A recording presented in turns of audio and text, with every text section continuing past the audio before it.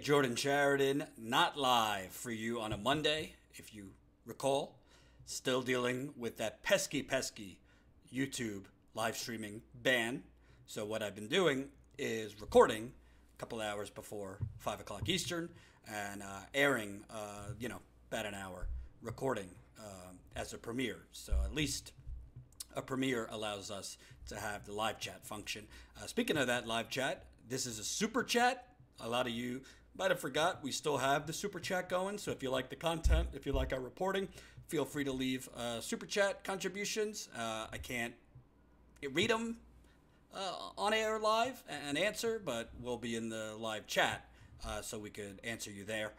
And obviously we got our GoFundMe going and membership, statuscoup.com/join, which I'll get to a little bit later, because if you don't know, we just passed the 1 year anniversary of Status Coup. So I wanted to kind of give you a little overview of what we've been able to accomplish so far. I will do that a little bit later. We were going to do a big extravaganza for the 1 year, but unfortunately, I don't think we could do that the way we wanted to, being that we can't go live. I don't want to do a 1 year extravaganza without being able to talk to you back and forth live. So when life gives you lemons, make lemonade. When we could go back live, which I believe is the end of May, maybe we'll do a belated anniversary special. But remember, you have a checklist. It is super important that you press the like button. Share, like, share, like. The more people that like this live stream, the more people that see the live stream. That's how YouTube's algorithm works. As you know, YouTube suppresses channels like this, and they do not favor non-corporate independent outlets. So that you can help us by pressing that like button. I'll remind you a couple times. Become a Status Coup member. This is super important. I'm gonna get more in depth on this a little bit later. But as tax season comes, I think the tax deadline is April 15th. I really hope you guys will budget it in. statuscoup.com/join. You can become a member as low as $5 to $10 a month. We're trying to upload as much premium members only content, behind the scenes kind of stuff for our members. So you can become a member at $5, $10, $20, or $179 a year. This is how we grow. This is how we don't have to go around begging plutocrats, special interests, and the very people, frankly, destroying our country and your present and futures. So right there, you could be a status slayer, $5 a month. Coup de champion, $10 a month. Coup de commander, $20 a month. Or join the Coup de Cavalry, $179 a year. I'll give you a little bit of an update as we talk about the 1 year a little bit later in this stream. Follow us at Status Coup. We started tweeting more from Status Coup's Twitter. I'm at Jordan Sheridan. Please go subscribe to our podcast, bit.ly/Status Coup podcast. When you do that, or just Google Status Coup podcast. Please rate us 5 stars. Super important. Click 5 stars. And if you don't mind, leave a review. The podcast is simply our live streams and interviews we do just made into a podcast. And join our email list, statuscoup.com. You'll get a pop-up.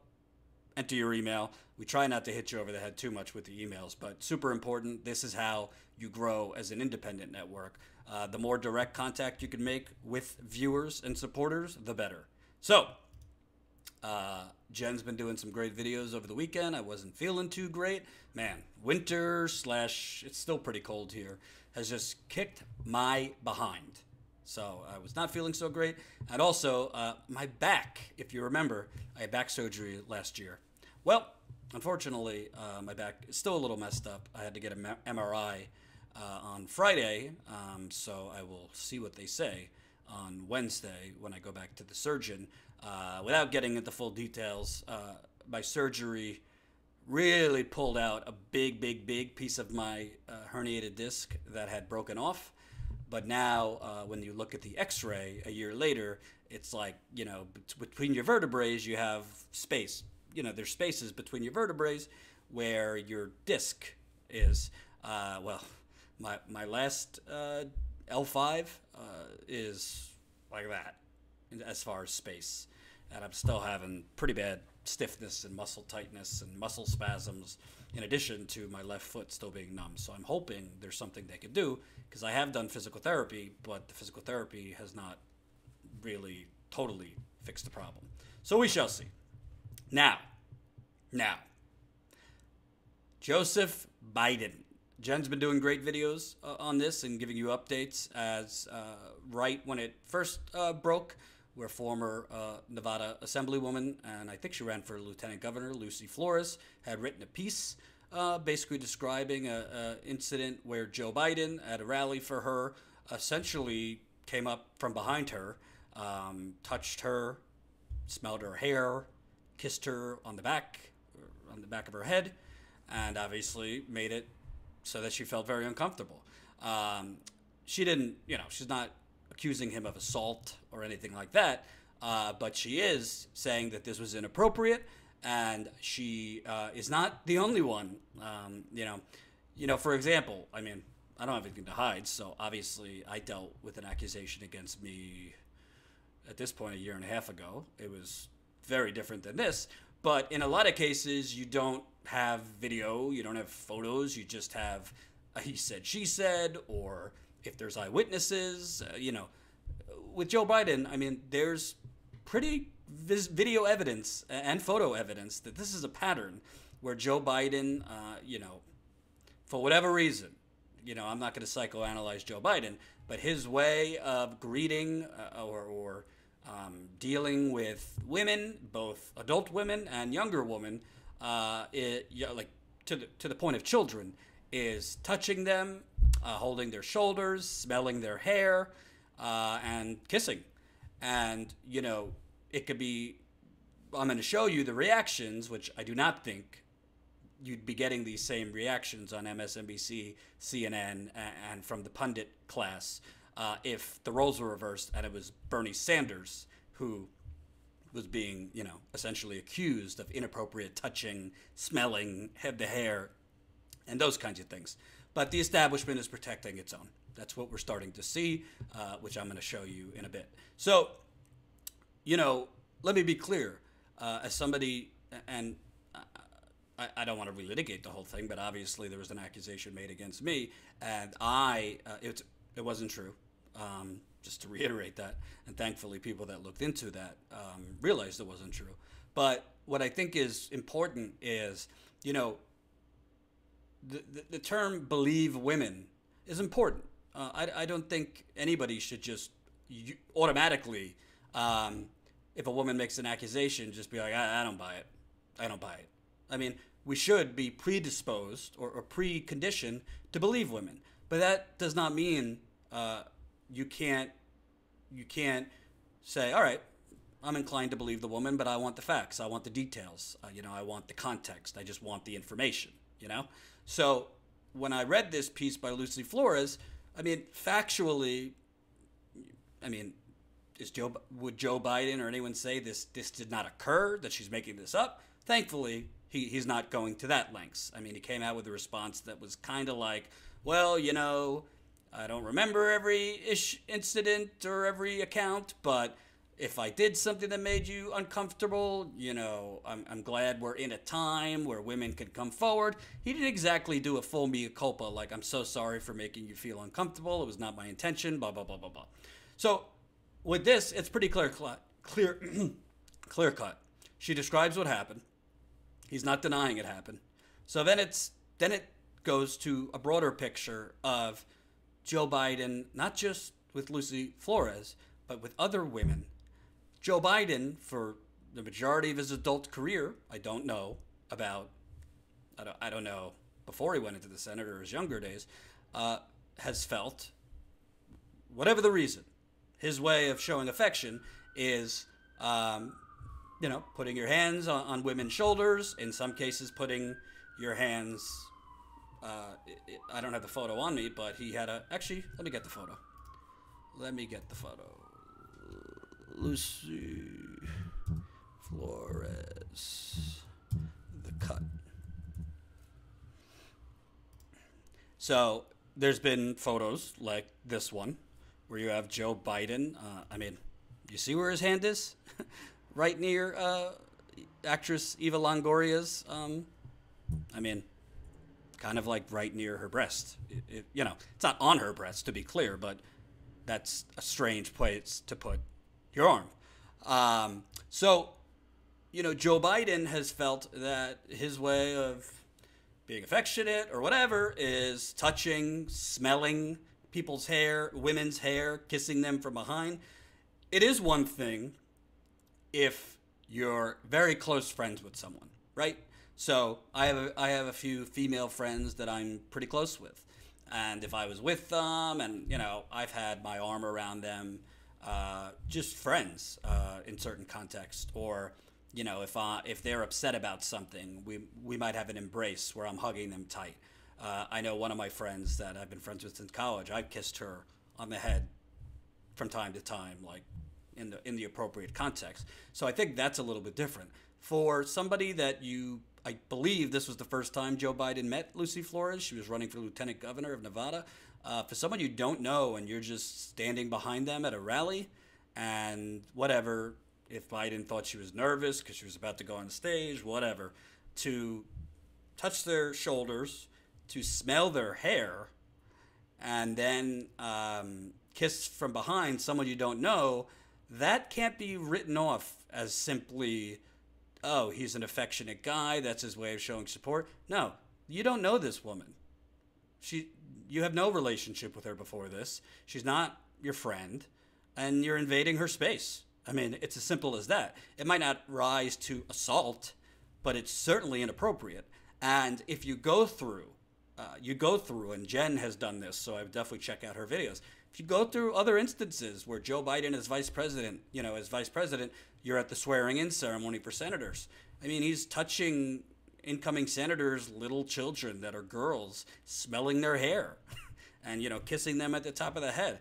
That's just strange. It's just weird.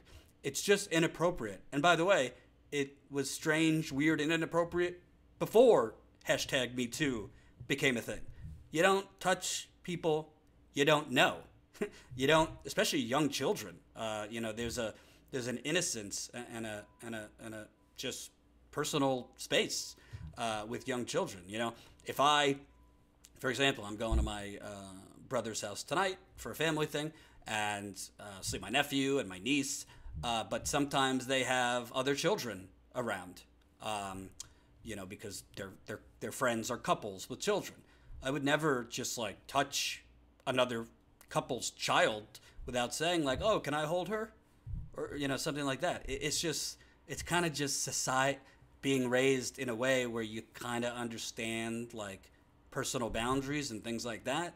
So that's what, as far as Lucy Flores, I think that people, and I'm about to show you these people, they say, well, why is she coming out now? Why is she this? Why is she that? Well, the media is basically pushing Joe Biden and trying to manufacture consent for Joe Biden. And maybe it's not assault, but maybe there are women that have experienced worse when it comes to Joe Biden. I'm not accusing him of assault of anything rampant, but there might be women out there that the inappropriate touching was even more vivid, even more inappropriate, even more, unwelcome than in the example with Lucy Flores that have never wanted to come out because this is the former vice president of the United States of America. And it's not easy. I mean, I'm not a woman, but I can imagine it's not easy to come out and say, you know, Joe Biden touched me in a way that was unwelcome and it was not okay. So in a way, you know, a lot of times it takes one to come out and be courageous to share their truth and their account before other women feel more comfortable. I don't have a crystal ball. I could tell you pretty sure by looking at the video, the photos, and many other accounts, there are other women that were touched by Joe Biden in unwelcome ways. I don't have any evidence to suggest it ever went beyond that in terms of actual assault, so I'm not going to speculate. I don't like Joe Biden, but to be fair, we should not speculate on whether somebody's a serial predator and that without evidence. You know, in my case and in other cases, sometimes in this Me Too era, as much as I support Me Too, and I do, we cannot become a society The sirens, hold on. We cannot become a society that, you're guilty by tweet. And, it's just somebody makes an accusation, you're guilty. No, we need to see evidence. We need a fact pattern, this and that. But in Joe Biden's case, there's plenty of photos showing him being creepy. And Ryan Grimm, for example, reporter with The Intercept, he tweeted out, I think recently, saying that on the day that Heidi Heitkamp was initiated as a senator, she lost last go around. But when she became a senator, Joe Biden, I guess he thought he was joking, said, "Spread your legs, I got to frisk you." This is the Vice President of the United States. So I want to show you what the establishment is doing, because to me, what the establishment is doing, and when I say establishment, I mean Morning Joe, Jake Tapper, former people that worked with Joe Biden coming on cable news. I'm sure there's articles I'm missing that are defending Joe Biden. This is not as much about Me Too as it is about powerful interests defending a fellow powerful, corrupt plutocrat like Joe Biden. And he is corrupt. The media could try to paint him as however they want. Middle class Joe, Uncle Joe. No. He's another bought-off politician. He's a warmonger, and that's the police coming for him. No, I kid. So I had a problem. I had problems sleeping last night, so I was up, and I like to torture myself. So I put on Morning Joe, and I just could not believe this statement by Mika Brzezinski of Morning Joe, aka Joe Scarborough's wife. And remember, if you have not pressed that like button, not only are you sleeping at the wheel, but you are hurting status quo. Please press that like button. The more people that see, the more people that like this live stream, even though it's not a live stream, the more people that like this non-stream, the more people that will see this non-stream in their feed. So keep it coming. Press that like button. And it's Super Chat. Keep us going on Super Chat. And as a reminder, we still got our GoFundMe going. So we are at $51,272 raised, $1,038. Right now, if I'm keeping it real, we don't have the proper funding. Like, don't look at that $51,000 and think, oh, we have $51,000 in the bank. We've spent quite a bit of it reporting in the field, like we said we were going to, as well as equipment costs, marketing costs, all that. So we don't have $51,000 literally. We've raised that much, but we spent some of it. So keep it coming. We have a lot of other stories we want to cover, which I'm going to get into a little bit later when we talk more about our 1 year mark at status quo. Here's Mika Brzezinski opining about Joe Biden and the claim by Lucy Flores.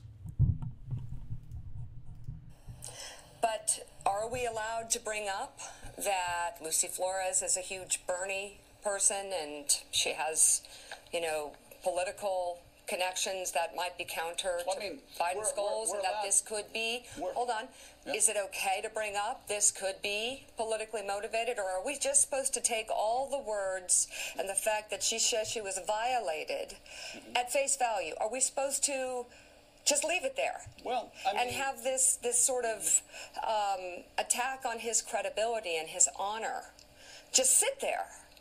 Or are we allowed to talk about it? Well, are we allowed to... The man. You can bring it up, Mika, if you want your Twitter feed to look like your Twitter feed's going to look today. But it seems to me that, again, so yes. We're not. Well, no, you just did. And what I'm saying is that, the conversation has to be had. It has to be an open conversation. And as you've been saying, and as other people have been saying, the argument, all women must be believed, period. That's the end of the conversation. That was the argument 6 months ago. That was the argument when Al Franken was run out of town, run out of Washington, D.C., when what Donald Trump has done is so much more abhorrent. That conversation seems to have been moving along. I suppose I'm not allowed to say this because I'm a male, but just as an observer, that conversation has moved along too. Women need to be believed. Women need to be heard. But there has to be due process out there. And you got to hear both sides. And what I heard this past weekend was, after the initial rush of stories, is all women should be believed. All women should be heard. But then all men should be heard. There has to be due process. Well, there has to be some balance. But I will tell you where there's no balance. If you take a man who's committed his entire lifetime to the Democratic Party, and then you say that he is a racist and he is a misogynist and that he is the Democrats' answer to Donald Trump, that's just deeply offensive. And that's just wrong. And that's a wonderful way to help reelect Donald Trump. Yeah. Oh, my God. Oh, my God. I could do 3 hours just on that one clip. And remember, press the like button. First of all, Mika Brzezinski should maybe do a little research. I'll give this to Jake Tapper. He did. Lucy Flores has not come out and endorsed Bernie Sanders this go around. She did in 2016. But when she says she's a huge Bernie fan, that's just not true. She hasn't endorsed Bernie. She hasn't endorsed anyone. She actually was just at a Beto O'Rourke event the other day. So tying, could this be like, I mean, they're not even subtly. They're insinuating that this is like an operation by Bernie Sanders' campaign through Lucy Flores to take Biden out. I mean, that is completely reckless to suggest. She supported Bernie Sanders in 2016. She's on record not supporting anyone yet in 2020. So that's first.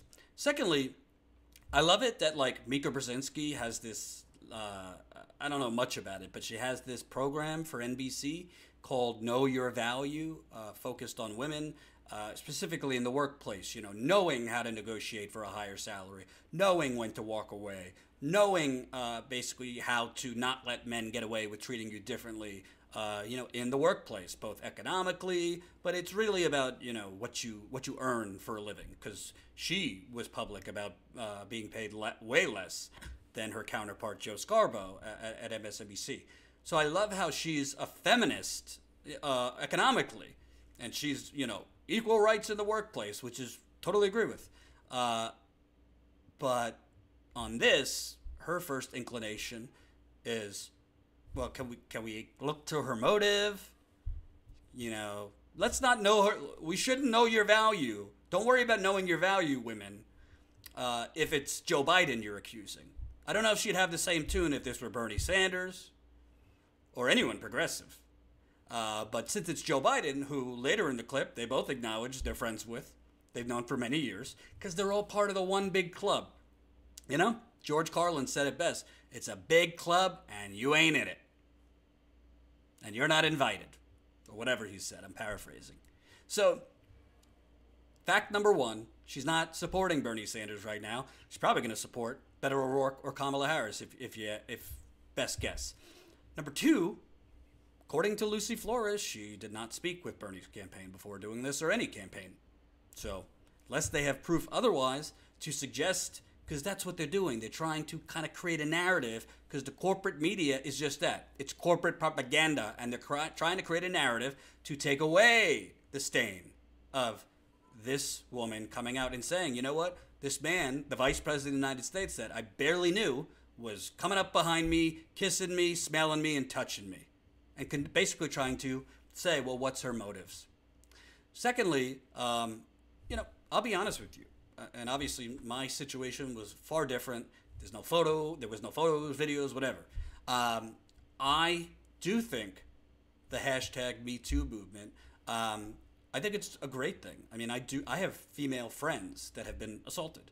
And when they talk about it, it's very clear to see that it happened and it's genuine. Just the pain in their face and the way they shake reliving it. So I think #MeToo is a great thing. I think sometimes, in some cases, it became conflated, where #MeToo, which originally really started out about sexual assault, rampant sexual harassment, kind of got conflated, and people were starting to say hashtag #MeToo, over regretting certain intimate reactions, or I knew somebody who was in a relationship with somebody at work. It was somebody over her, and it ended, and all of a sudden she says to me, sometimes I didn't want to have sex, but whatever, I wasn't in the mood, but I just did it because he wanted to. And I said, well, be careful how you phrase that, because you know, people are mind readers. If you never said you didn't want to, how would anyone know? So I think that it's not a black or white situation. I think if a woman comes out, we should hear her out. By the way, men also have come out during Me Too, saying they've been accosted by other men. So if a woman or a man comes out, let's hear them out. But I think people are starting to realize, like any other news story, you need to verify facts, which we have seen not happen in a lot of other news stories talking about Russiagate and other things lately. So I feel, as somebody who was unfortunately on the receiving end of this for something that was false, I am even more cautious, where I think we need to hear all the facts, gather the evidence that's available, context, and then make up our minds. Not have, you know, a mad rush and an internet posse declaring people guilty. But in this instance, Joe Biden has not denied this happened. And Joe Biden and his campaign know that there's a whole lot of other photos out there of him smelling hair, kissing girls, and even young girls. So I think, you know, they're probably expecting other things to come out and are basically trying to frame it in a narrative that, well, you know, that's just how I express myself. Nobody ever said anything to me that it made them uncomfortable. I never meant anything by it. And that's going to be the blanket statement for other women that come forward. The problem is, it wasn't okay before Me Too. It's just that as a society, men didn't know that behavior is not okay. And, you know, full disclosure, I've worked in the media I started in 2006. I've probably said things in the workplace that are not appropriate. I think most men have, to tell you the truth. Nothing, I don't think I've ever said anything sinister, but sometimes you're talking to other men in the newsroom and you're saying things and you're not even thinking, oh, this is inappropriate to say. Or even conversations I've probably had with female coworkers who I was friends with. I probably said things that were inappropriate. So I think this is a time where men have to realize, wow, things that we never even realized were not appropriate or going too far or might make somebody uncomfortable. This is a good thing that we need to start looking inward and realizing this. But I could tell you what, I was smart enough to know you don't like smell women's hair. You know, you don't like go from behind and kiss women behind that you barely know. Like that's strange. That's inappropriate. And you have to be smart enough to know that. So, you know, Mika Brzezinski sitting here saying, oh, you know, and Joe Scarborough, oh, you're attacking his honor. His honor. No, they're talking about his behavior in the context of invading women's space and not being aware of personal boundaries. His honor honestly went to hell with the Iraq War, NAFTA, drafting the crime bill, welfare reform, deregulation, Glass-Steagall repeal, what else? The bankruptcy bill. I mean, that's where the honor went. You know, basically being a walking, talking servant to the big banks, fossil fuel companies, big pharma, you know, telecom. Joe Biden's honor went out the door. Joe Biden is an exercise in branding. He's not middle-class Joe. He's for the rich and the special interests. And I love, like, you know, Joe Biden painting him as racist. No. The racist painting was the crime bill, which as recently as 2016, he said he doesn't regret. So now that he's running, he's made some statements that he you know, might have done some things, blah, blah, blah, blah, blah. So it's just amazing to me. The establishment protects its own. Do you think that's what Mika Brzezinski was saying? Do you think if, I don't know, say a Hillary Clinton aide or somebody who supported Hillary Clinton, you know, for whatever reason, they were at the same event as Bernie Sanders and he put his hands on them from behind, smelled their hair, kissed them. You really think? And then that woman came out talking about it. You think Mika would be saying that? You think she'd be talking about, oh, should we talk about that this is a Hillary Clinton supporter? I don't think so. Let's look at Jake Tapper, who was the first to interview Lucy Flores. He, too, jumped on this, you know, political motivations bandwagon. You know that people might accuse you of being politically motivated here. We should point out, you supported Bernie Sanders in 2016, running for president. He's running again. You attended a Beto O'Rourke campaign event yesterday. You've told us that you haven't endorsed any candidate yet. You haven't decided who you want to support. But how would you respond to somebody out there who says she's attending a Beto rally, she supported Bernie in 2016, politics might be at least partially motivating you here? What would you tell those people? I would say politics was definitely the impetus.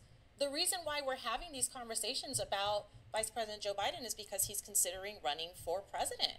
And frankly, the reason why I felt so compelled to finally say something was because over the years, as this behavior was documented, as it was frankly dismissed by the media and not taken seriously, that conversation was not coming up in the discussions about whether or not he would in a complete analysis of his history, of his record, as we go through the vetting process for all of these candidates, that important aspect was being left out, and it was being dismissed, and it wasn't being acknowledged. And so, right there, Jake Tapper did what Fox News is famous for. Well, some people say, well, who are the people? So Jake Tapper's saying, well, can you see that, it could be said, some people might see it, that this is political expediency. Just come out and say, listen, to me, I wonder, is this political expediency? But again, at least give him credit. He knew that she's not actively supporting Bernie Sanders right now. She went to a Beto O'Rourke event, but it's the framing. Do you really think Jake Tapper would have said that if the roles were reversed? And that was, I don't know, Neera Tanden on claiming Bernie Sanders. Full disclosure, I'm not saying that ever happened. Hypothesis. No, because the establishment protects its own. Jake Tapper knows Joe Biden. He's interviewed him before. They're all in one big club. So they're coming to the defense of one of their own. And by the way, I don't have evidence other than creepy photos, and there's a lot of them. I don't have evidence that Joe Biden has assaulted a woman. I don't have evidence that he's in the workplace he's harassed women, verbally or otherwise.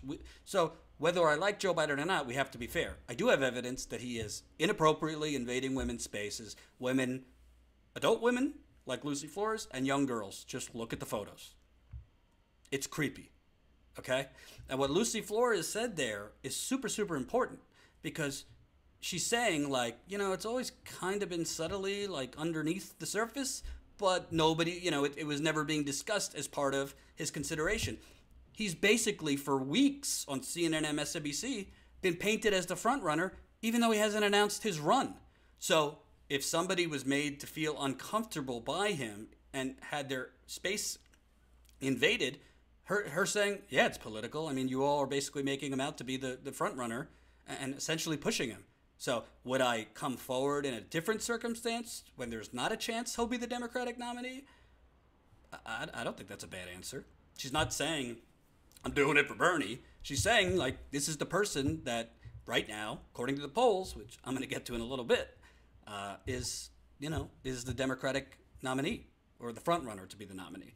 So, let's also look at this. MSNBC has former senior counsel to then Senator and current Vice President Joe Biden, Claire DeMatteis, on. Let's see what she had to say. To what Assemblywoman Flores had to say there, do you believe that Joe Biden's response has been adequate? Do you believe that he or someone from his team should reach out to her? I think his response has been adequate. He has said he did not think he did anything inappropriate. He certainly did not intend to make her feel uncomfortable. And he said, but he's listening, and he's listening very respectfully.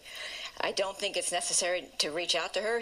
We're having the conversation you don't. on public television. She said she would love to hear from him or from somebody. Yeah, she's made this a very public, coming out very publicly about this. She used the pronoun a lot, we. It's one person, Hallie, it's one person of an allegation that's 5 years old, and that cannot negate or change or diminish in any way Joe Biden's very strong record empowering women. I worked for him for 10 years. Yeah. There's no time in that 10 years, thousands of hours with him, on the train, in meetings, in town hall meetings, at colleges, at high schools. At no time did he cross a line. Joe Biden is a very warm, affectionate, friendly politician. I'm sorry she did not know that about him in the 20, 30 minutes she spent with him. He's not somebody when you meet, he doesn't like cross his arms and take a step back. He embraces people. That's who he is. But, okay, so a couple of points on that, actually, Claire, because that brings up a couple of things. So, number one. So, first of all, I don't actually think it's unfair that MSNBC or others have people on that have had positive experiences with Joe Biden. That's fair. I mean, I'm sure that there's women that have spent in the professional workplace with him who have sing his praises and never had a problem. So that's totally fair. But when she's talking about, you know, he's just an affectionate guy. No. Affection is when you meet someone for the first time, you give them a big old hug from the front, right? Oh, let me give you a big old hug, because that's just the kind of guy you are. And your hug, you know, your hands are behind them, not near their head, not near the behind, just, you know, normal place where your hands would be for a hug, in front of them. And then you let go, okay? That's affection. Affection is not standing behind somebody before they're about to go on stage, smelling their hair, and kissing them in the back. That's inappropriate and creepy. Period. So it's just, you know, it's kind of like it's selective. It's selective appropriateness versus how would they be responding if it was somebody else not in their club. Because to them, and I'm about to show you Whoopi Goldberg, to them, this is just how Joe is, and it's appropriate. This is just how he is. Well, I don't think they'd be saying that about somebody that they think ideologically is radical, or they think ideologically is a threat to the status quo. So you can't take these people seriously. And again, without any evidence, and when she says there's only one, well, be careful about that. Because I don't have any inside information, but when somebody's been in public life for that long, and when you see photo after photo of Joe Biden kind of touching up and smelling hair and all these things, be careful emphasizing there's only one, because we could be in for a series. And when you say, well, you know, she's doing it 5 years later, well, you know, a lot of people that accuse Harvey Weinstein and Bill Cosby did it decades later. So are you diminishing that a woman's coming forward? You know, this is not to the degree of what happened with Harvey Weinstein or Bill Cosby, but why diminish that? They're either telling the truth or they're not. So throwing out there, especially women, well, what's her motives? Why is she doing it 5 years later? Well, he was the vice president when it happened. Maybe she was scared to death. Maybe she didn't want to be ostracized politically. Maybe she thought people wouldn't believe her. Maybe. There's a lot of reasons people don't come out right away. So then there's the ladies of The View. And I'm not exactly surprised. This, to me, was the most egregious. Here we go.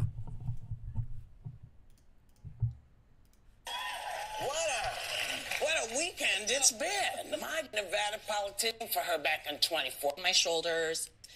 Do that. He's on the campaign trail. He's never believed he's acted inappropriately, so he'll listen respectfully to Flores, but it was never his intention. Now, should she have spoken to him about this before she went on television about it? Or, I mean, is it, you know, listen, in the old days, we would call Joe, some folks of a certain age would say he's a little overly familiar. Yeah. Okay? But most politicians, when they're, you know, doing this with you, and, you know, they are. And Joe is a hands-on kind of guy. Yeah, he is. But no one, I've never heard anyone, and she said she felt violated, and I have to take her at her word, but it would have been nice if she had turned to him and said, you know what, Jay, I don't really like this. Please don't do this. Or, not, Mr. Vice President, I'm not really comfortable with that. Something, because he's standing right there. No, it's hard to say to somebody who's sniffing your hair. No, it's not. If somebody touches you inappropriately. But it wasn't. That's the point. I what she says. That's what she's saying. I didn't. Can we just say she does not say it rises to the level of sexual assault or anything of that nature. She does not claim this is a Me Too moment. So I think we need to be very clear on that because I think some people are interpreting it that way. And let's also be clear but that that's the point. That's the point. Is to get people to think about it like that. It does not rise to any of those things. no, it's a long way from smelling your hair to grabbing your hoo-ha. I mean, let's tell the truth. But she felt annoyed or uncomfortable with it, and so listen, we have to accept that. But I don't think it rises to the point what we've been listening to about Harvey Weinstein and the rest of these people. It just doesn't look like that. And we all know Joe Biden. He's been here. I remember when I met him in Florida before he was vice president, and he was so friendly. He's the close talker. Yes. He comes right up in your face, and you're thinking, I hope my breath is good, and more important, I hope his is. Yeah. And, so he talks close. He touches you. That's what he's like. And I feel it would be really unfortunate if we got rid of everybody who was just an affectionate kind of person. Those are nice people, too. He's also been in public office for about 50 years of his life. Yeah. I do wonder if she could have sent him a letter. Well, that's right. Like send him a personal note to say, hey, this happened a few years ago. Now I feel confident in telling you about it. I don't want to make this public. I always wonder when these things come out, what is the motive for this person? Is it simply to let people know I was uncomfortable? So, oh God, these people. First of all, I'm glad Joy Behar, who's the least awful of those women verbally, said, well, we know Joe. He's been here, blah, blah, blah. Because that's all this is. They all are in the club together, and they protect their own. So they have a different vantage point of this because it's somebody they know. It's Joe Biden, part of the club, part of the powerful elite cocktail crowd. Because the media and the politicians, one's not holding the other accountable. They're in bed together. And remember, if you haven't pressed the like button, press that like button. So what I think's amazing about this, they're trying to paint this. Let's talk about this specific incident. They're trying to paint this specific incident as just somebody being affectionate. What did she say? He's a hands-on guy. It's not affection to meet somebody for the first time and while you're standing behind them, not in front of them. You're not having a conversation with them, eye to eye, and they're saying, I haven't mastered this public speaking thing. I'm kind of nervous about going on stage. Okay, if he was in front of her and he put his hands on her shoulder and be like, you're gonna be great, and gave her a hug, I don't necessarily think that's so outlandish and inappropriate. If you're in front of someone, if you're having a conversation, if she's expressing if she's being vulnerable in the moment, none of those things happen. When you're behind somebody that you don't even know, that's not affection to smell their hair or put your hand on their shoulders or kiss them. It's not. It's kind of strange and it's kind of creepy. And I don't know Lucy Flores from a hole in the wall. I don't know her, but this isn't really about Lucy Flores. I'd be saying this if it was anyone else in that situation. Joe Biden has a problem with personal space, with knowing boundaries, and all you have to do is look at photo after photo after photo, which if you watch Jen's videos that she's done, I think 2 or 3 so far, as more developments have come out since Friday. Very clear. He has a thing for smelling women's hair. He has a thing for touching women on their shoulders, and sometimes, in pictures, having his hands closer to parts that your hands don't belong. If that's not someone that, put your hands, if it's your girlfriend or whatever, whatever, maybe that's between you and your dynamic in your relationship. But if it's someone you don't know, especially little children, you got to be very careful because little children can be made uncomfortable very easily. So can adults. So, we'll see. I think that we're already seeing CNN as I'm recording this. I see it, Joe Biden dealing with the first crisis of his campaign. So they're making it out to be like, part of the horse race, dealing with the first crisis of his campaign. No, this is about personal space. This is about invading people's personal boundaries. And I got news for you. My political instincts aren't bad. I don't think Lucy Flores is the only person we're going to hear something like this from. I don't. And let's just say Status Quo will definitely be investigating this further. So, with that, I wanted to take a couple minutes before we get to the next topic to point out that, you know, I started this channel, which is about to, let's see what we're at now.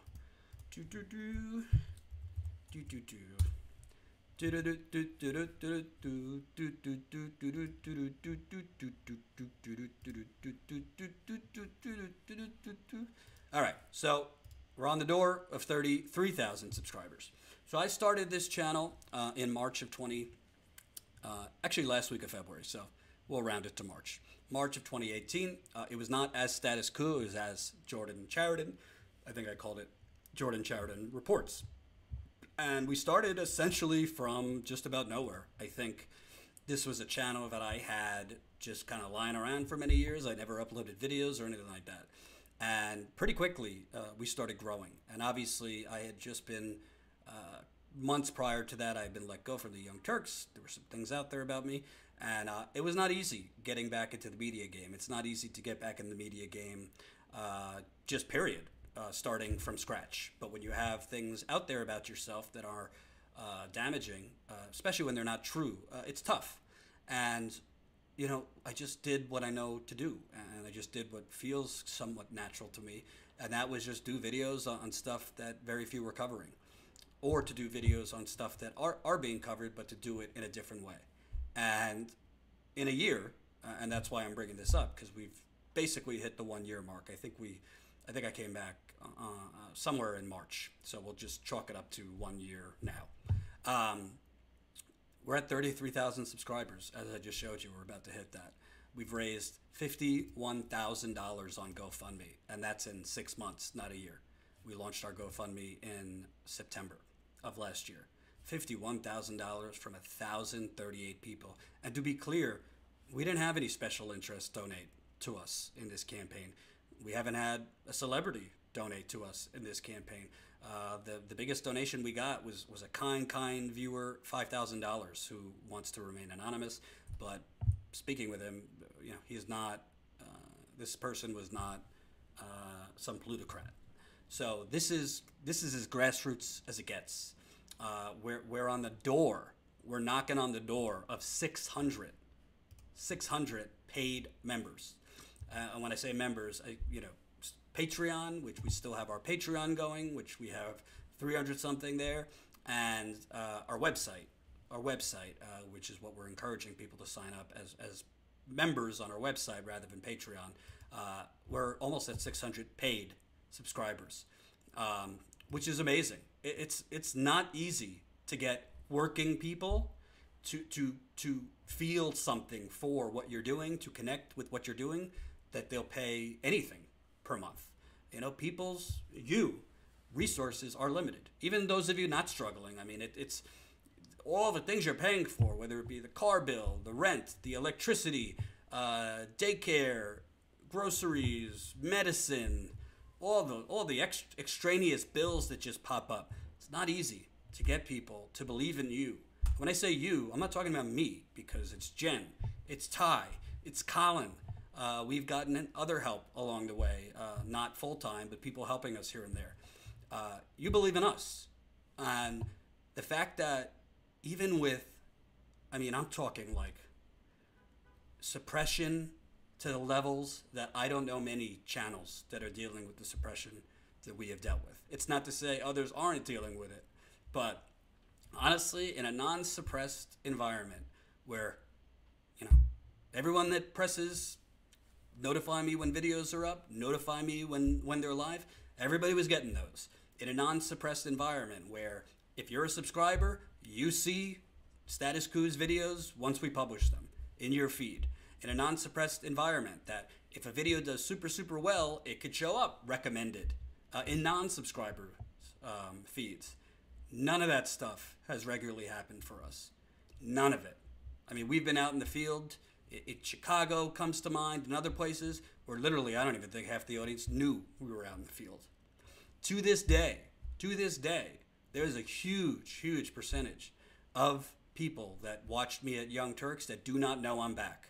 And I know that because, for example, when the Russiagate thing happened and the Mueller report came out, or it didn't come out, but the synopsis of it came out, I tweeted something. For whatever reason, it did really well. I think it almost at 2,000 retweets. And I kept seeing on the comments under the tweet, "Oh, Jordan, I didn't even know you're back." And I had to keep replying, "Oh, join us, statusquo.com/join." After I went on Jimmy Dore's channel, thankfully, Jimmy has had me on a few times, and he's come on. I really appreciate it. All of a sudden, you start seeing like 2,000, 3,000 new subscribers in a week. And you keep seeing the same comments like, "Oh, Jordan, you're back. And obviously they don't realize it's more than Jordan. It's Jen and Ty, whatever. But I'm just really thankful. I'm not going to lie to you. It is extremely frustrating that you have 33,000 subscribers, but the majority of those subscribers don't get your videos when you post them, don't see you when you're live. In this case, I'm recording this. But when we were live, they don't see it. It's extremely frustrated. I wish I had the answers for how to get around it. I know Jen is frustrated by it. I think that if we weren't being suppressed, to tell you the truth, I think we would have been at 100,000 subscribers in a year. I do. I mean, we were at 6,000 subscribers in 2 weeks. And then all of a sudden, I did a video critical of YouTube, and all of a sudden, subscribers fell off a cliff and views fell off a cliff after I did that video. I'm not a conspiracy theorist, but I do look at data. After we did a video criticizing YouTube because they denied our ability to purchase ads, all of a sudden, and it's been kind of suppressed ever since. So I'm bringing this all up to say thank you, and also to say, right now we're in an area and a time when you're getting email after email and tweet after tweet after tweet. Whether it be from Bernie or Tulsi or Warren and obviously the others, life and your future depends on giving us, $5 and we got to meet our deadlines and this and that. Listen, I don't want to compete. I'm not going to try to compete with Bernie Sanders for sure or Tulsi Gabbard. We're not a political campaign and we're not politicians. We're an independent revolution. And when I say media revolution, I'm not talking about bumper stickers, folks. And I'm not talking about screwing around. I'm talking about, I'm not doing this for any other reason than I want to change the systematic corruption of the media by overtaking the corporate media. And to tell you the truth, obviously I left the Young Turks under different circumstances, but I don't know if I would have been there much longer anyway, because really my vision for what media has to be, my vision for the type of stories that need to be covered, my vision for going out there in the field and doing it was not completely aligned anymore towards the end with what the Young Turks wanted to do. I'm not bashing them, but they weren't the place really to do that. So what I'm asking you is very simple. If you believe that things could change only when the majority realizes how bad they are, become a Status Quo member. That's statusquo.com/join. Yes, you're going to get bonus content. Yes, our documentary that's going to be released on April 23rd, so 23 days from now. You're going to get it first, before the public, and you're going to get it free. Yes, as we build, there's going to be more member content, only for members. But I think it's beyond just what we could provide for you. Marketing, Jen always says, it's not what it's always, what are they getting out of it? I don't want to BS you and say we're going to publish amazing content only for members 24/7. We're only 3 people. I think what you're getting out of it is will. I think what you're getting out of it by being a member is actually supporting people that do what they say. There's a lot of corporate and non-corporate outlets out there that are asking you to pay $5 a month, $10 a month, $15 a month, $20 a month. And with that, they're telling you they're progressive and they're warriors and they're this and they're that. And really what you're getting out of it in some cases is written pieces that are essentially what everyone else is writing. In other cases, like kind of, cool behind the scenes videos about like their first time experience on mushrooms or whatever. I'm not here to bash certain outlets. I don't want to get into that. I think what you're getting if you decide to support us, when I say us, I'm talking us, because this is bigger than me, and it has to be bigger than me. And when we get the funding, it's going to be bigger than me. We want to get Jen out there more. Ty, I'd love to get more on the camera. We want to hire other reporters. I think what you're getting is an outlet and a group of people and a revolution that we're not here only to go viral. We're not here just to get clicks. We're not here just to have fun. We're here to hold people accountable, and we are here to pop the bubble.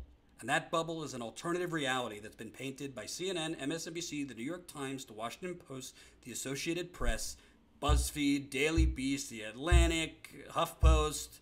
Frankly, at this point, I group the Young Turks in there. That tells you the biggest alarm bell and the biggest threat to your very existence is Donald Trump. I'm here to tell you Donald Trump is a threat. But there's a reason Donald Trump is a threat. There's a reason he's in the White House. It's because our country has been sold to the highest bidder. And that is why the people in the Midwest that elected Donald Trump elected him. Not just because there's racist people out there. Yes, racism played a part. But I was there covering it. So that's why I could tell you, because I was there. I interviewed dozens and dozens and dozens and dozens and dozens, probably hundreds of Trump supporters in a year. It wasn't only racism. It wasn't only sexism. It was economic anger, desperation. And what I believe is if we get out there and we cover things that no one else is covering, if we get out there, and to me, the most important thing is not getting an interview with Alexandria Ocasio-Cortez. I'd love one, but that's not going to make or break status quo. The most important thing is not getting an interview with Bernie Sanders. I would love an interview with Bernie Sanders, but that's not going to make or break status quo in the long term. There are outlets that cover things in a way to keep access. In the extreme, corporate media, and sometimes subtly, independent media. We're not about access. To me, the most important thing, how many times are we out in the field interviewing people, actual people? How many times are we interviewing actual people and that are starting grassroots campaigns? How many times are we interviewing single mothers in a Walmart parking lot, which I did while I was at the Young Turks? How many times are we in places like Flint and East Chicago or Virginia while a mother and her daughter are protesting atop a tree, doing a sit-in atop a tree for 30 days to stop their tree from getting cut down so a pipeline could go through their home? That's how we're going to build, and I believe that's how we're going to grow a following. Yes, YouTube's going to try to stop us. They are. Same thing with Facebook, same thing with Twitter. You get the point. So, really, ultimately, what it comes down to, how bad do you want what I'm describing to happen? Because it can't happen just on its own. And it's going to take a lot. It's going to take your financial support. It's going to take your sharing and social media support. It's going to take your word of mouth support. That means people in your life telling them, if they're into politics, telling them about this. If they're not, telling them about it anyway. Because you might not be into politics, but you might be into clean water. You might be into, Black Lives Matter. You might be into police brutality. You might, maybe Bernie versus Trump or who's up and who's down isn't your thing. Or me exposing polls, which I'm about to do, isn't your thing, but maybe clean water is. Maybe pipelines are. So I'm telling you what we've achieved and thanking you for that. But I'm asking you, if you've been on the fence about supporting us monthly, I want to tell you something. And I say this humbly. I know what I'm doing, and Jen knows what she's doing, and Ty knows what she's doing. If we have the support, if we have the funding necessary, we are going to make stuff happen. And I say stuff because we're getting demonetized every time I curse. I'd like to say something else. So I hope, if you've been on the fence, I hope if you have $5 a month, obviously we welcome higher amounts, $10 a month, $20 a month. We have all levels for you. You get a little bit more at each level. I hope that you realize that if you want to wake more people up, if you want to hold people accountable, it takes more than me on camera. It takes equipment. It takes a travel budget. It takes a marketing budget. It takes an advertising budget. It takes a legal budget, because we are going to probably have people that want to sue us for holding them accountable. I really hope as we hit 1 year, you look at the numbers. 33,000 subscribers, $51,000 raised. We broke a massive story in Flint. And I don't want to get into details, but that story and what we broke is not over. We're releasing our first documentary this month. We've done this all without much of any funding other than from you. We don't have a big plutocrat investing. We're not taking money from some evil corporation. We have not taken any easy outs.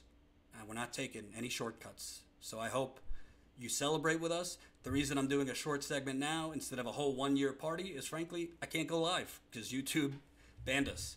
And I don't want to do a 1 year anniversary bash without the ability to talk to you in the live chat and all those fun things. So when we're back, it will be belated, but we'll do something to commemorate all our progress and update. But I thank the early subscribers. I thank all subscribers on YouTube as well as members. But I thank those who are in from the beginning. Because when this explodes, and it will, you guys helped put the first, whatever you call it, mount the first bricks. So thank you. statuscoup.com/join. Spread the word. Now, I have been reporting on questionable polls the last few weeks. Because you got CNN polls saying Joe Biden is up by 10 points. Now a recent Quinnipiac poll came out. Joe Biden's up, I think he was up even more than 10 points. And all the polls say Joe Biden is up, but they never describe the actual number of people they are polling aged 18 to 29, if you're talking the immediate, the most young demographic, age 18 to 34, which would be the millennial age 35 to 50, or 35 to 49, which not millennials, but still in the younger trend, and age over 50. And there's a lot of older people in America that support Bernie Sanders, a lot of older people in America that support Tulsi Gabbard, but keeping it real, there's more older people in America that support more establishment, frankly, right-wing Democrats. So I've looked at these polls, and they don't give any information. And I've done video after video on this. Quinnipiac, CNN, they don't give any information. How many people are they polling? How many people in my age group? So I'm 32. So how many people age 18 to 29 are they polling, or 30 to 45? No idea. But a CNN poll that I recently did a video on, when they had 18 to 34, it said NA, which meant they didn't sample enough people for it to be an actual usable statistic. So there is evidence that all of these polls, and what the media does is the polls come out in the morning, they post the poll, and that drives the news cycle. And it creates a narrative. Joe Biden, he's the front runner. Just like the media did this in 2016 by showing superdelegates on the screen or in the pages of the New York Times and grouping those with pledged delegates. It's to give off an impression that the race is already over. And it's called manufacturing consent, or in this case, manufacturing the results. Because the hope is, if you could drill this in, Biden, poll after poll after poll, he's up double digits and hasn't even announced, maybe it will kind of deter people, not only from coming out for Bernie Sanders, but Kamala, Elizabeth Warren, Tulsi Gabbard, whatever. So this is obviously a disservice. And the polling institutes should tell the people in their poll results, well, how many people, can you give me the numbers of people you've polled that are younger? Because obviously Bernie Sanders has a huge advantage with younger voters than he does older voters. That's just fact. So I've reached out to Quinnipiac, I've reached out to CNN, I've reached out to Emerson with the same question. Do you mind providing your methodology and how many individuals you polled age 18 to 29 or age 18 to 34 or age 35 to 49 and over 50. In fairness, reached out to Quinnipiac on Friday. Haven't heard back. Followed up with them this morning. Reached out to CNN today. Haven't heard back. Reached out to Emerson today. Haven't heard back. So, not really holding my breath, but I have reached out. And I don't really expect them to respond because I think the answer is pretty evident. They're not polling. They are oversampling older people and undersampling young people. So, of course, if you're not sampling a whole lot of young people, Bernie Sanders will do worse. Well, at least, even though, to my knowledge, they still don't give how many young people they polled, at least there's now polls coming out showing you exactly my point. Sanders leads poll of young Democrats by double digits. This is a poll today. Bernie Sanders holds a double-digit lead among young voters in the 2020 Democratic presidential primary, according to a poll released Monday. 31% of likely voters between 18 and 29 years old, surveyed by Harvard University's Institute of Politics, said they prefer the Vermont lawmaker in a hypothetical primary. Former Vice President Joe Biden was the first pick of 20% of respondents. Former Vice President Joe Biden was the first pick of 20% of respondents, while former Congressman Beto O'Rourke received 10%. No other candidate received more than 5%. Ouch, Kamala Harris. Ouch, Elizabeth Warren. Gotta be real. Ouch, Tulsi Gabbard. The youth vote has plenty of time to shift, though. Yeah, they're totally going to shift away from Bernie, as 20% of the likely voters said they remain undecided. Proving that young voters see more than age, it's notable that the candidates with the most experience in government service are leading a diverse field at this early stage in the process. John Della Volpe, director of polling for the Institute of Politics, said in a statement. Compared to this point in the last election cycle, in the last presidential cycle, young Democratic voters are more engaged and likely to have an even greater impact. So there's things that are true about what they just said and things that are not true. So, yeah, young voters, I mean, Bernie woke up a hell of a lot of young voters. And every 4 years, there's millions more that are 18, specifically millions of more, 18-year-olds who are black, 18-year-olds who are Latino, 18-year-olds who are indigenous, 18-year-olds who are LGBT, 18-year-olds who are handicapped, and on we go. However, when they say that, oh, this shows that the people are, millennials are pro, Jesus Christ. Literally. Do you remember in the Joe Biden segment? Earlier? I said, be careful about saying, only one woman has come out. Breaking news, just sent to me by Jen. This is from Vice. I haven't read it. I'm reading it with you. A second woman says Joe Biden touched her inappropriately. I told you, this is not going to be one woman. Joe Biden touched a Connecticut woman inappropriately, including rubbing noses with her, the woman said Monday, days after former Nevada legislator said the ex-vice president gave her an unwanted kiss on the back of her head. He puts his hand around my neck and pulled me in to rub noses with me. When he was pulling me in, I thought he was going to kiss me on the mouth. Amy Lapos told the Hartford Courant. It wasn't sexual, she added. Lapos said she met Biden at an October 2009 fundraiser in Greenwich, Connecticut, for U.S. Rep. Jim Himes, a Connecticut Democrat. Lapos was a congressional aide to Himes at the time and said she was in the kitchen with other volunteers when Biden approached her. There are 3 photos that show Lapos with Biden at the event, the Current reported, though they were taken before the nose-rubbing incident. I never filed a complaint, to be honest, because he was the vice president. I was a nobody. There's absolutely a line of decency. There's a line of respect. Crossing that line is not grandfatherly. It's not cultural. It's not affection. It's sexism or misogyny. Himes told the Current that he was not prepared to immediately comment. A spokesperson for Biden, 78, didn't respond to Lapos' specific allegation, but gave the Current the same statement that Biden released after Flores' allegation. I have offered countless handshakes, hugs, expressions of affection, support, and comfort.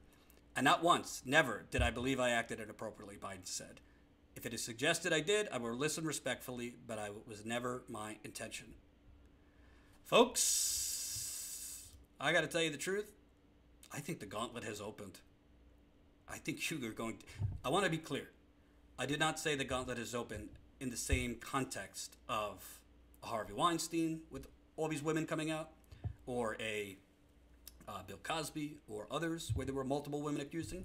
This what is being described right now is just inappropriate touching and kissing and those kind of things. It's not what I would consider assault.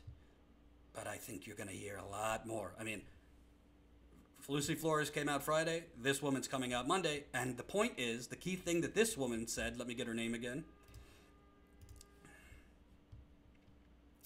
Joe Biden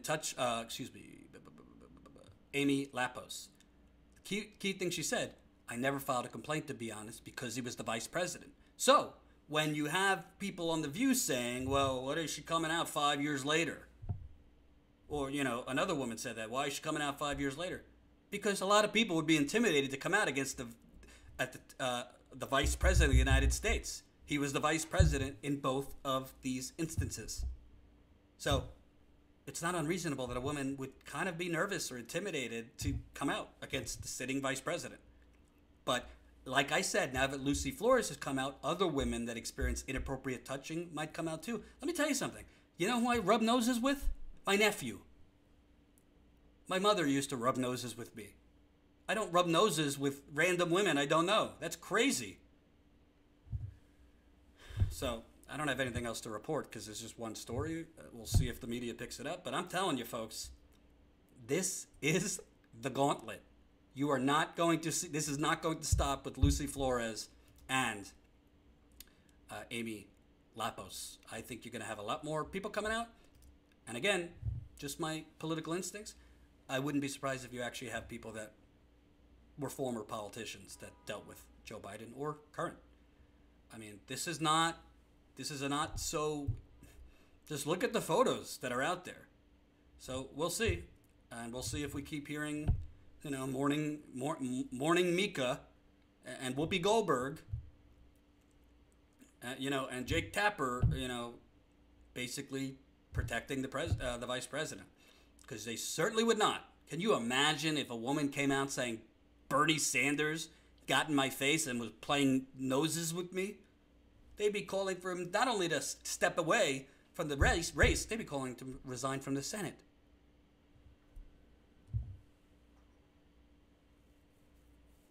So, I mean, we'll see. Who knows? Maybe Jen will send me a third woman while I'm recording this. Getting back to the Bernie point. Oh, sorry. Getting back to the poll. The thing is, you know, when you have polls specifically looking at younger people, 31% Bernie Sanders to 20% Joe Biden. Well, look at the polls, the overall polls that are polling just everyone, showing Joe Biden up by 10 points. Well, if Bernie Sanders is leading him in this poll by 11 points among age 18 to 29, wouldn't you think that if they're sampling young people in a way that's at least equivalent to older people, that the gap would be much tighter to the point where it's too close to call or within the margin of error? If polls that look at young people have Bernie up by 11 points over Joe Biden, well, I would probably guess that if they're sampled properly and equally to older people in all these polls where they're saying Joe Biden is up by 10, talking to you, CNN, Quinnipiac, Emerson, Morning Consult, it would be a lot closer. So I think this shows you even further, they're creating the narrative they want. And these pollsters probably think it's totally acceptable to oversample older people and make it appear like, you know, this is who's up. This Joe Biden is leading. It's not acceptable because more young people are voting. More and more young people are voting. A lot of young people, way more young people voted in the 2018 midterms than normal in midterms. So it needs to be a priority to poll and survey a representative number of young people. And if, as pollsters, you're having trouble getting young people, then don't do the poll. If you can't get young people to answer your poll, either figure it out or don't do the poll.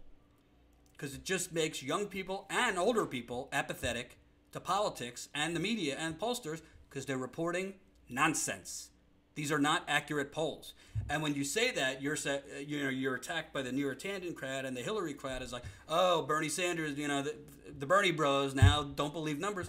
No, I don't believe numbers that literally are oversampling young people, older people, and in CNN's case, 18 to 34, it says NA, which means not enough people surveyed to affect, essentially not enough people surveyed to even use it as a statistic. No, I don't believe those numbers. So I'm going to look at more polls.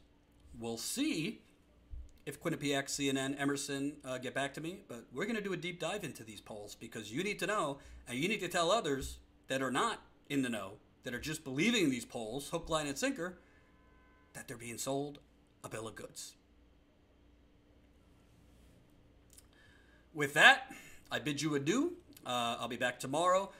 Definitely check out Jen's video. She's done great work so far on Joe Biden, and who knows, by tomorrow, we're already at 2 women expressing uncomfortable encounters with him, so we might have more. Remember, we're 1 year in. We're about to hit 33,000 subscribers. We cannot grow without you. Statuscoup.com/join. That's statuscoup.com/join. You can become a member as low as $5 a month, $10 a month, $20 a month, $179 a month. A year.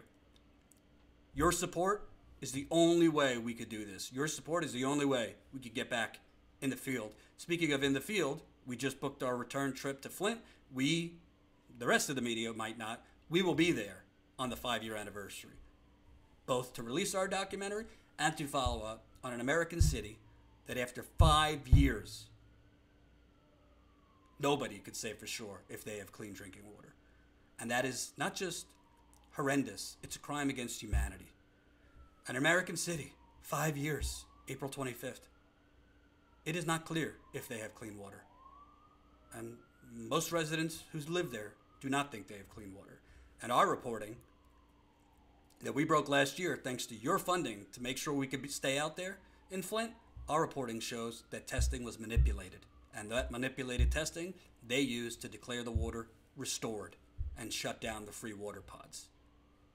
So that said, folks, I hope you really consider becoming a member. If you don't want to make the commitment now, but you want to do a one-time contribution, still got our GoFundMe going. Keep it going. We're at $51,272 right now. But obviously, we want to get to 52,000, 55,000, 60, 65, and ultimately 75,000. Thank you for watching. See you tomorrow. Remember, most people are not lacking compassion in this country. Most people have no earthly clue what is going on. Peace out.